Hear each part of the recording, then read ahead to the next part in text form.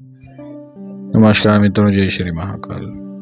आप सभी का स्वागत है शिव ज्ञान साधना चैनल में। और नवरात्रि की आप सभी को हार्दिक शुभकामनाएं। माता रानी की कृपा आप सभी के ऊपर हो। आज एक बहुत ही विशेष अनुभव लेकर आया हूं मैं आप सभी के लिए, जो कि एक बहुत ही विशेष साधना का अनुभव है। एक ऐसे साधना का यह अनुभव है जिसमें कि साधक ने न जाने कितने ही चमत्कारिक शक्तियों के दर्शन किए। इस अनुभव को सुनकर आप सभी को कहीं ना कहीं कुछ सीख भी मिलेगी।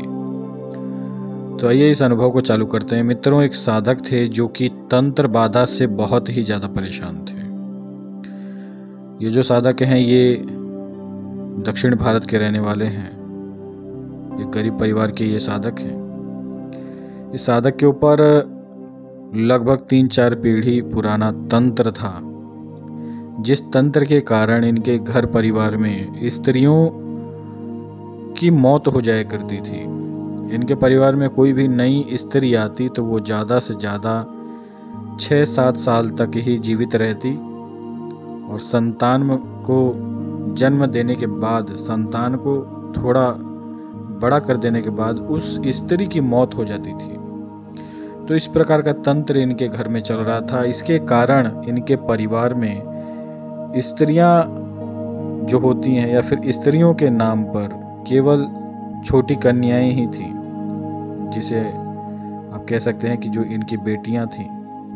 केवल 2 बेटी ही स्त्री के नाम पर इनके घर में थी, और इसके अलावा इनके परिवार में केवल इनके पिताश्री थे और यह साधक, और इनकी बेटी के साथ इनका एक छोटा बेटा भी था। तो इसके बाद यह जो तंत्र था, इससे ये पूरा परिवार बहुत ही पीड़ित था। इस तंत्र के कारण ये कहीं पर यदि कमाने के लिए जाते, धन अर्जित करने के लिए कहीं पर जाते, तो वहाँ पर इस व्यक्ति के साथ मारपीट होती थी, झगड़ा हो जाता था। किसी न किसी कारण से इस परिवार का चारों तरफ से नाश करने के लिए एक ऐसा तंत्र छोड़ा गया था, जिसके कारण ये कहीं पर भी चैन से जी नहीं पाते थे। कारोबार करने के लिए अगर जाते तो वहाँ पर झगड़ा हो जाता। स्वयं का कोई व्यापार अगर आरंभ करते छोटा मोटा, तो उसमें भी कोई ना कोई बाधा आ जाती। तो इसी प्रकार की समस्या से परेशान होकर साधक ने एक तांत्रिक से संपर्क किया, जो कि इन्हीं के क्षेत्र का था। उस तांत्रिक से संपर्क करके साधक ने अपने विषय में जाना कि इनके ऊपर पीढ़ियों पुराना तंत्र चल रहा है। तो इस समस्या को जब साधक ने जाना, तो साधक ने कहा कि आप मेरा तंत्र काट कर दें। तो उस तांत्रिक ने कहा कि इतना इतना धन लगेगा, और इसके बाद अगर तुम धन देते हो तो तुम्हारा तंत्र काट कर दिया जाएगा। तो साधक के पास उतना धन था नहीं। ठीक है। इसके बाद उस तांत्रिक ने कहा कि मुझे मेरी विशेष साधना के लिए एक स्त्री की आवश्यकता है। अगर तुम कहीं से कुछ ऐसा जुगाड़ कर सको मेरे लिए कि एक स्त्री मेरी साधना के लिए तुम ला कर दे दो, तो शायद मैं तुम्हारा तंत्र काट निःशुल्क कर दूं, लेकिन फिर भी तुम्हें साधना सामग्री तो देनी ही पड़ेगी। तो उस तांत्रिक के कहे अनुसार साधक एक ऐसी महिला के पास जाते हैं जो कि नगर वधू थी। नगर वधू के विषय में आप सभी नहीं जानते हो तो आप सभी को थोड़ा जानने की आवश्यकता है। जो महिला पराये पुरुषों के साथ सहवास कर्म जैसे कार्य करती है, उसे नगर वधू कहते हैं। तो ऐसी महिला को इस साधक ने ढूंढा, और उस महिला से इस साधक ने बात किया कि मैं तुझे इतना इतना धन दे दूंगा, क्योंकि इनके तंत्र काट में अधिक धन लग रहा था। तो इन्होंने उस महिला को किसी ना किसी तरीके से अपने बातों में फंसाकर उस महिला को ये साधक एक दिन लेकर आते हैं उस तांत्रिक के पास। तांत्रिक बाकायदा उस महिला के साथ लगातार 21 दिनों तक भैरवी साधना करता है। इस भैरवी साधना के दौरान उस तांत्रिक को बहुत सारे प्रेत पिशाचों की सिद्धियां प्राप्त हुई, बड़े बड़े देवी देवताओं के दर्शन भी हुए, और इसमें कई प्रकार की तांत्रिक सिद्धियां भी उस तांत्रिक को प्राप्त हुई। इसके बाद क्या होता है कि ये साधक उस तांत्रिक से गुरु दीक्षा प्राप्त करते हैं और गुरु दीक्षा प्राप्त करने के बाद उस तांत्रिक ने इनसे थोड़ा धन लिया और इसके बाद इनका तंत्र काट उस तांत्रिक ने किया। तंत्र काट करने के बाद उस तांत्रिक ने, जैसा कि मैंने आपको बताया कि इस साधना के दौरान उसके पास बहुत सारी सिद्धियां शक्तियां आईं, तो उनमें से उस तांत्रिक ने इन्हें एक डाकनी की सिद्धि प्रदान की।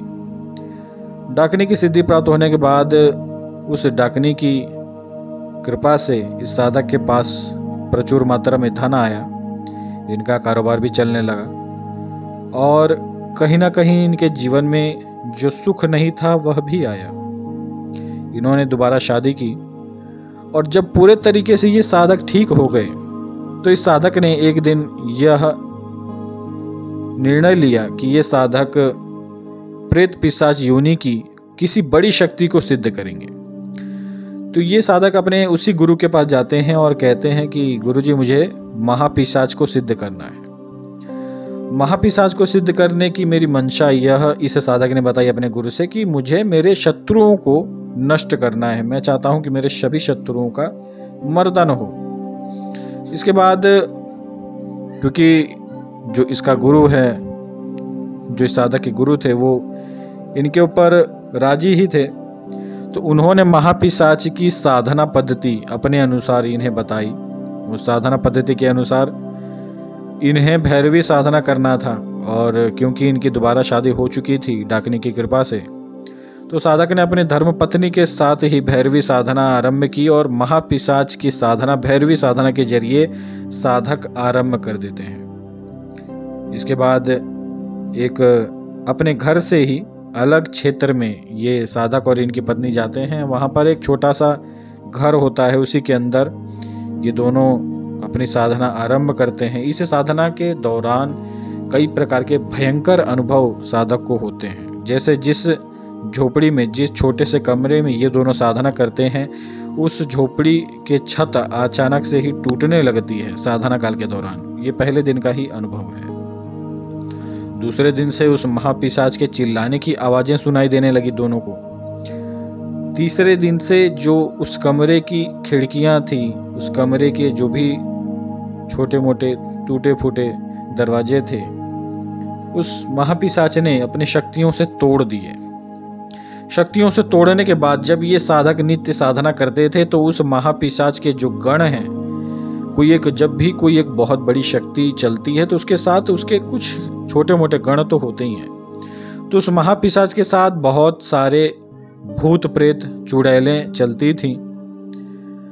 तो अब अनुभव क्या होता था कि जब ये साधक और इनकी धर्मपत्नी जब भैरवी साधना करते, महापिशाच के मंत्रों का जप करते, तो इस साधना के दौरान उस महापिशाच की जितने भी गण थे सभी उस कमरे की खिड़की से उसके दरवाजे पर खड़े होकर इनकी साधना को देखते और गंदी गंदी बातें बोलते। उन गंदी बातों को मैं यहाँ पर नहीं बोल सकता, लेकिन आप समझ ही सकते हैं कि जिस प्रकार से एक संभोग वाली बातें जो गंदे लोग करते हैं, उसी प्रकार की बातें वो सभी भूत प्रेत पिशाच चुड़ैल इस साधक और इनकी धर्मपत्नी को कहते। इस साधना से परेशान होकर कहीं ना कहीं इनकी धर्मपत्नी ने कहा कि मैं चाहती हूँ कि आप इस साधना को यहीं पर रोक दें। लेकिन साधक ने कहा कि अगर इसे यहाँ पर रोका तो हो सकता है हम दोनों को ये ख़त्म भी कर दे। तो इससे परेशान होकर फिर भी इनकी धर्मपत्नी ने साधना को आरंभ रखा।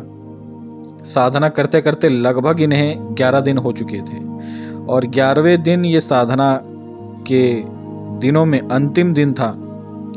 तो 11वां दिन जब हुआ तो 11वें दिन में किसी भी प्रकार का अनुभव ही नहीं हुआ। साधक बहुत ही आश्चर्यचकित थे कि आखिर गलती क्या हुई। लेकिन जब 11वां दिन संपूर्ण हो गया तो 12वें दिन ही वो जो महापिशाच था उसका एक बहुत ही भयंकर अनुभव हुआ। अनुभव कैसा हुआ? साधक 12वें दिन की रात्रि को अपने घर में सो रहे थे।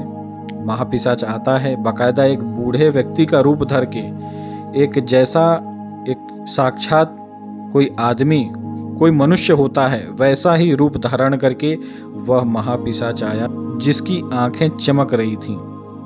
चंद्रमा की चांदनी के समान उस बूढ़े व्यक्ति की आंखें चमक रही थीं।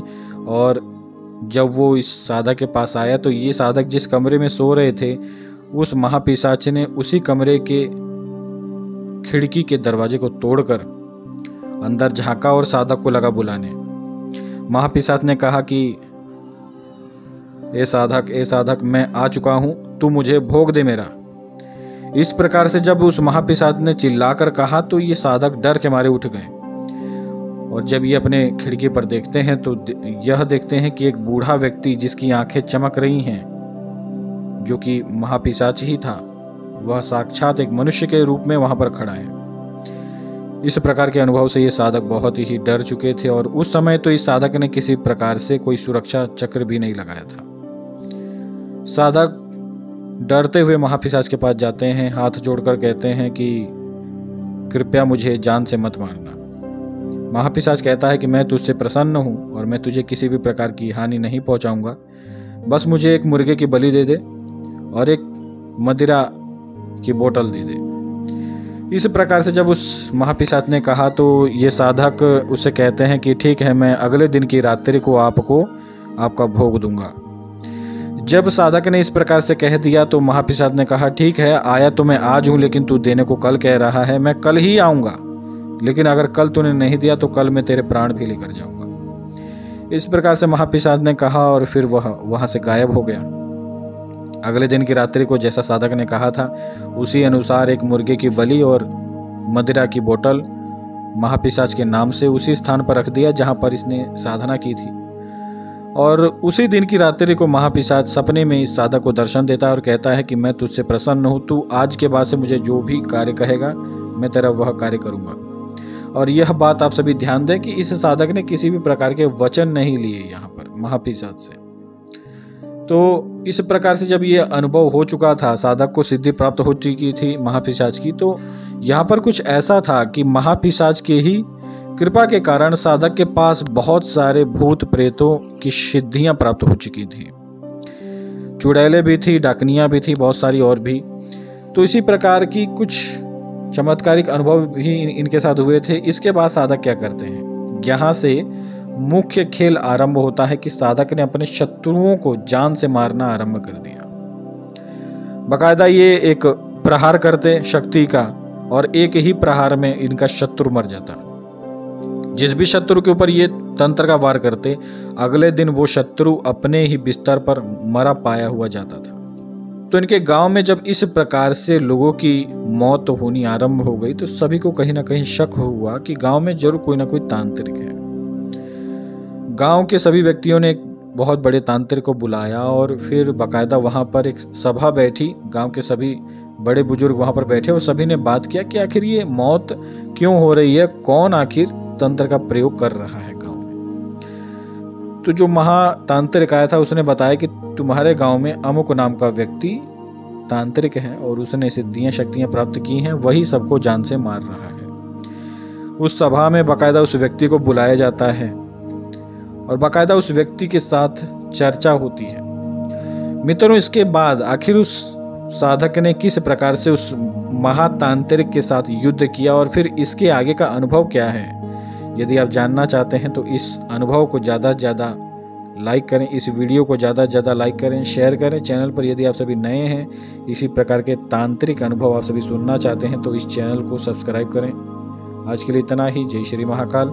यदि ये वीडियो वायरल होता है, आप सभी इस वीडियो को पसंद करते हैं तो इसका अगला भाग मैं आप सभी को अवश्य ही जल्द से जल्द दूंगा। जय श्री महाकाल।